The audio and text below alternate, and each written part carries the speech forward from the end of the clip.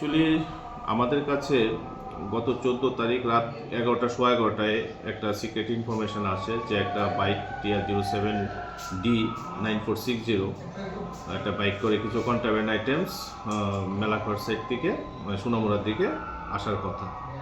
এবং ইনস্ট্যান্টলি আমাদের sub inspector Jayanta Das সঙ্গে ডব্লিউএনএস সাব ইন্সপেক্টর শিবানী দেববর্মার সঙ্গে স্টাফ নিয়ে মধ্যবর নাকা পয়েন্টের দিকে প্রসিড হয়। কিন্তু তার আগে আমরা নাকা পয়েন্টকে অ্যালার্ট করে দিয়েছিলাম যে এইরকম একটা বাইক আসতে পারে। তো ওখানে যাওয়ার পর ওয়েট করতে থাকে। কিছু সময় পরে যে সাসপেক্টেড বাইক ওটা দেখা যায় আসছিল।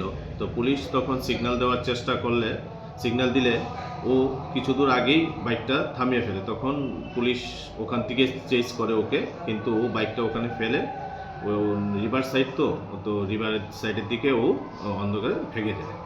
তখন বাইকের মধ্যে একটা ব্যাগ ছিল। তখন আমরা in presence of DCM Sonamura ওনার প্রেজেন্সে এবং লোকাল উইটনেসের প্রেজেন্সে আমরা ব্যাগটা সার্চ করে ওই ব্যাগ থেকে 7টা সব বক্স রিকভারি করি, যেগুলোর মধ্যে ব্রাউন সুগার আছে।